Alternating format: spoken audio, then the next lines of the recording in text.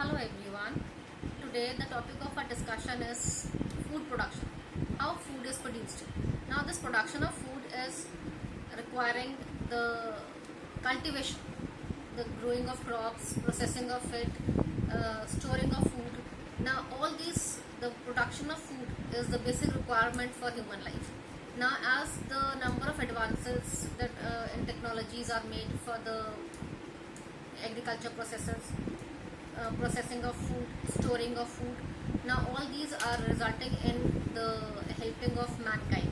Now this food processing, this is resulting in all the techniques which are beginning from the growing of crops till the processing of food till it is available for humankind.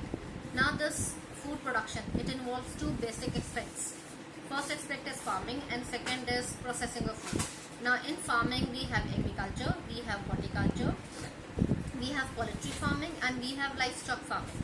And in the processing of food, we have the number of microorganisms which help in the processing of food so that the complex form of food is converted into edible form. Now we see the number of ways by which the microorganisms are helpful in production of food. Very first we talk about is the role of bacteria. Let's see. Now very first is in the making of curd. Making of curd is from milk we make curd. From milk we have, in the milk we have sugar as lactose. This lactose is converted into lactic acid with the help of lactobacillus bacteria. Now this bacteria is helping to coagulate the milk protein season into curd and curd is formed. Second we come to yogurt. Yogurt is made from skimmed milk. Now the skimmed milk is evaporated and cooled, and in this process we have a mixture of Staphylococcus bacteria and Lactobacillus bulgaricus which is added and the yogurt is made. Let's see the flow chart.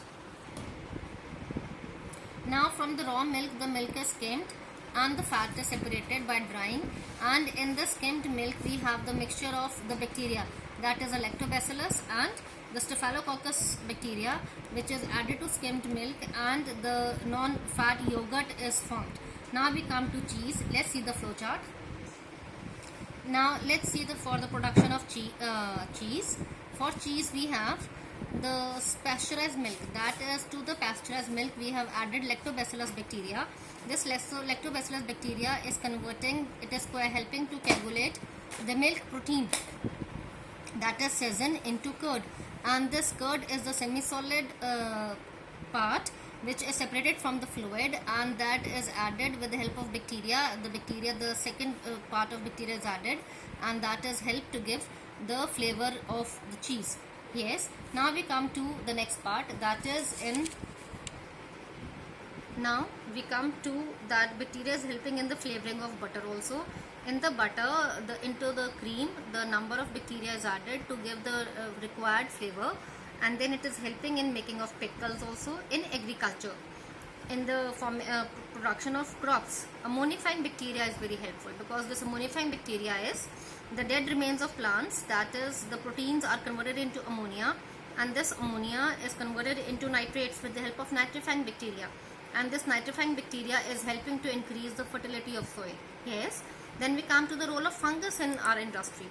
The role of fungus is, the fungus, you know that this fungi is very important for the formation of the yeast, and it is helping in the increase of the vinegar. It is helping to form vinegar, alcohol, wine, beverages, beers. So yeast is helpful in distillery production, that is the fermentation of fruit, that is the grapes, and they are used for the formation of malt grains, that is the barley.